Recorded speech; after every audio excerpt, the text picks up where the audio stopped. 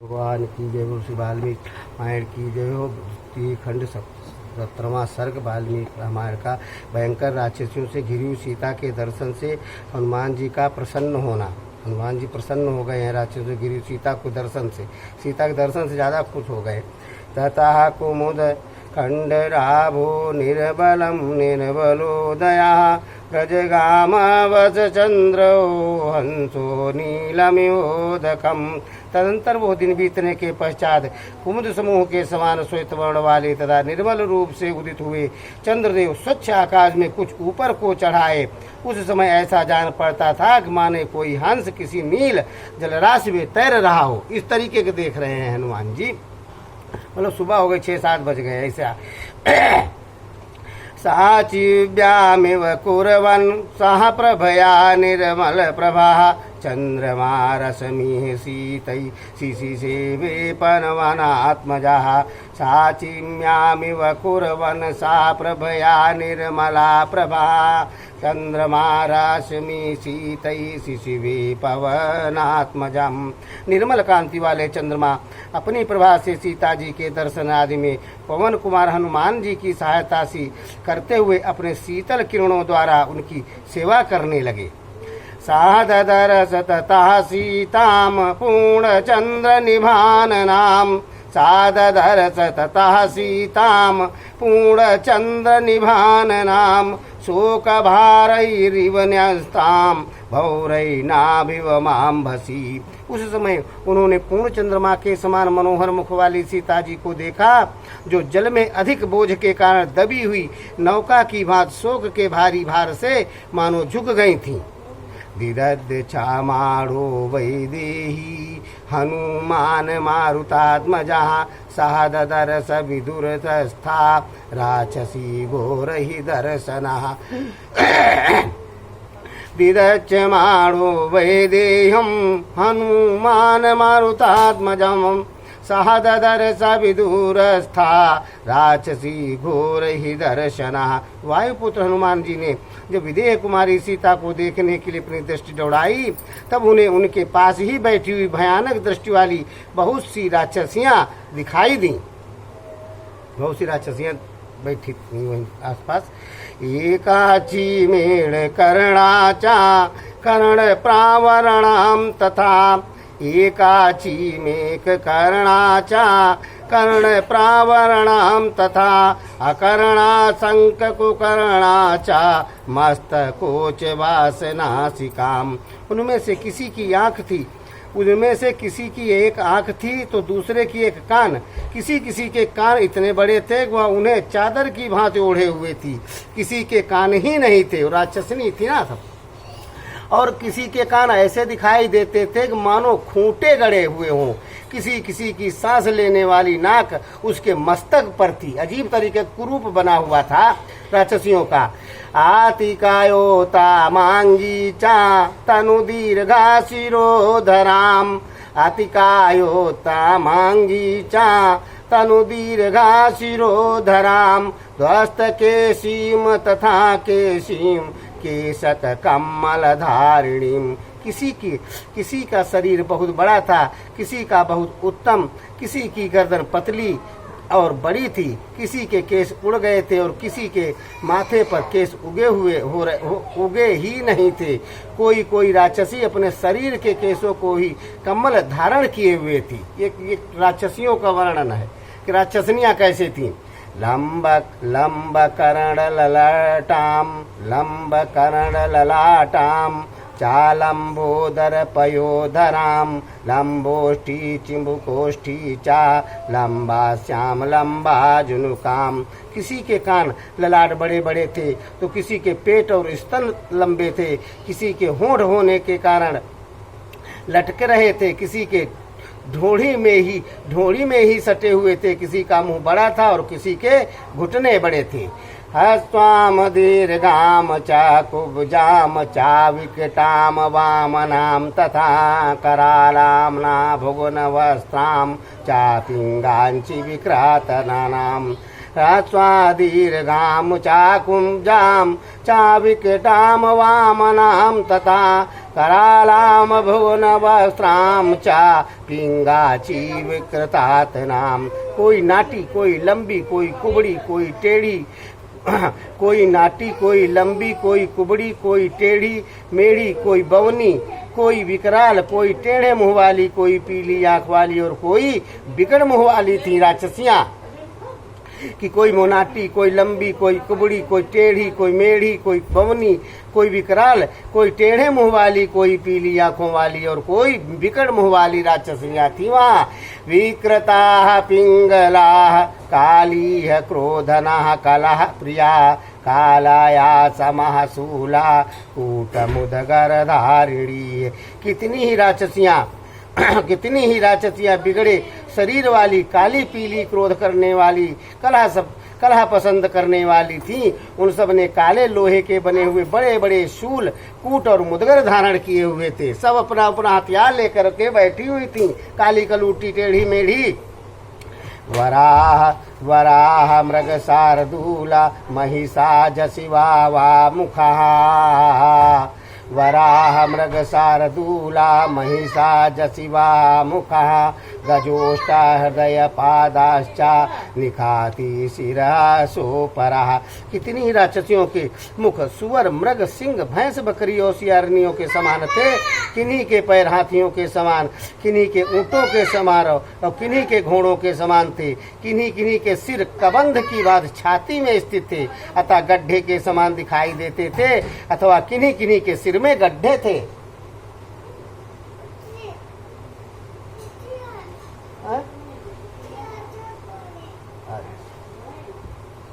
इस तरीके के राक्षसनियां थे। किसी पेट में छाती में मुंह था।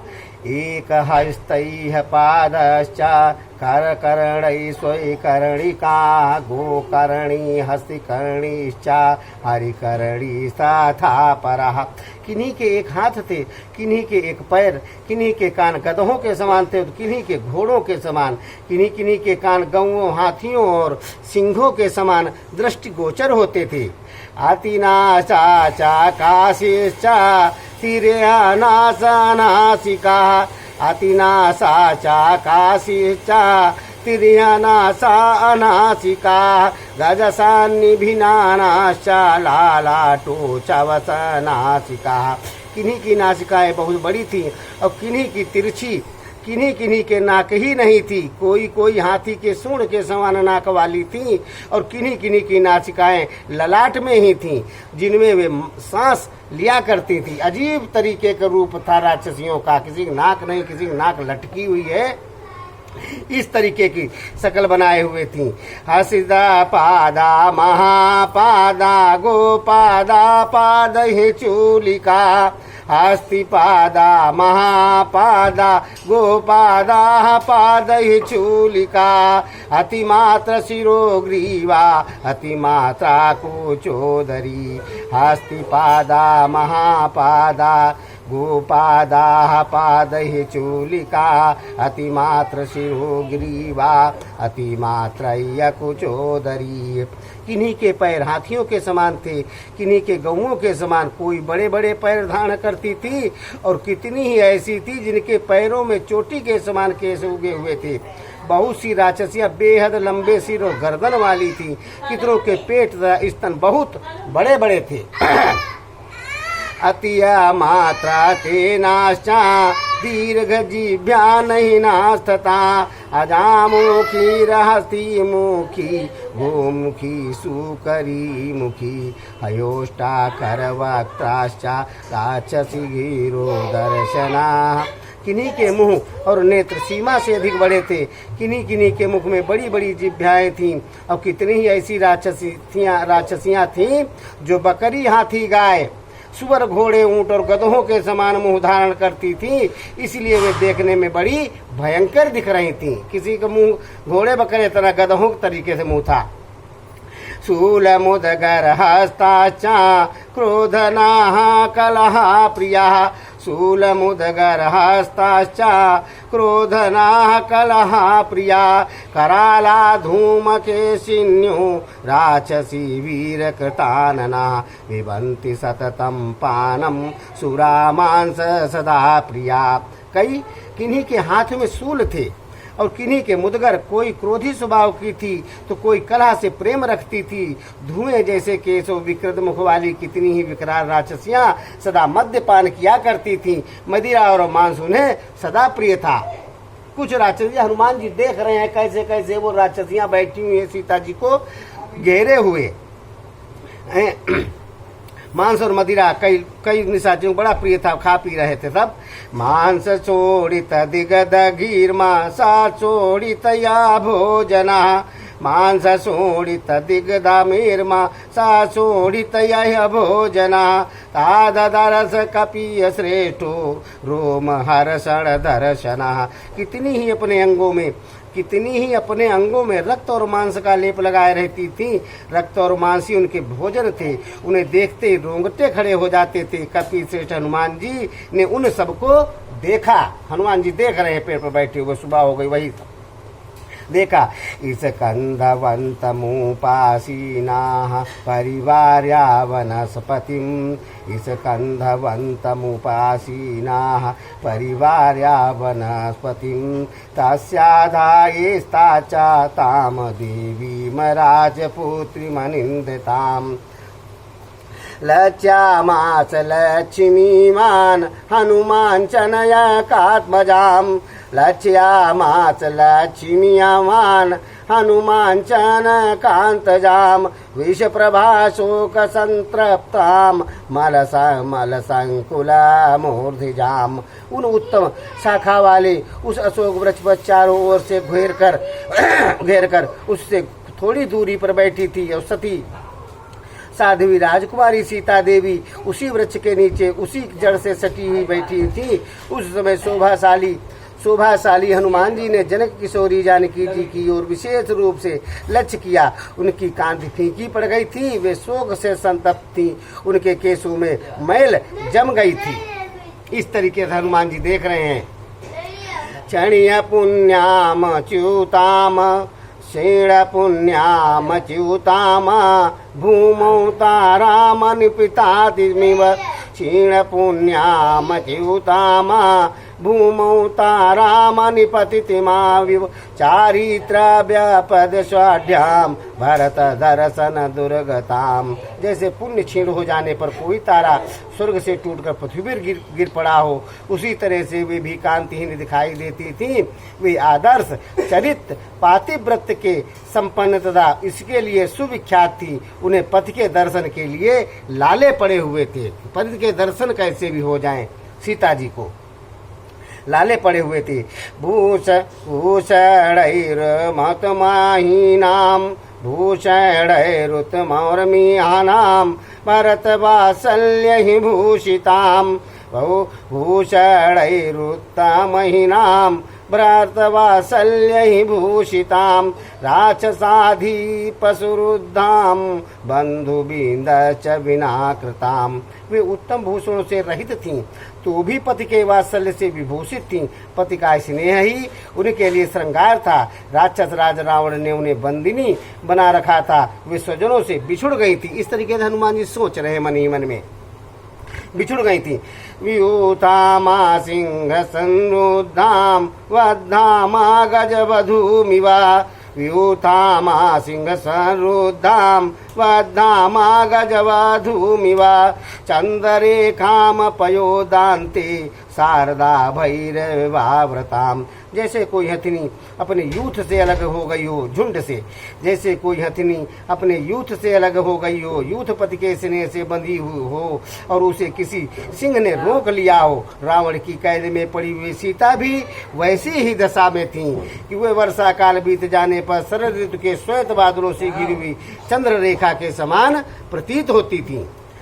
क्लिष्ट क्लिष्ट रूपा सम इस पदयुक्तामिव वल्लिकीं क्लिष्ट रूपा मसम इस परसा दयुक्तामिव वल्लिकीं सहताम भरत हिते युक्ता मायुक्ता रक्षसाम वसे अशोक कवन किमा मध्ये शोक सागर मामृताम ताभिय परिवृताम तत्र सग्रहामिव रोहिणीम।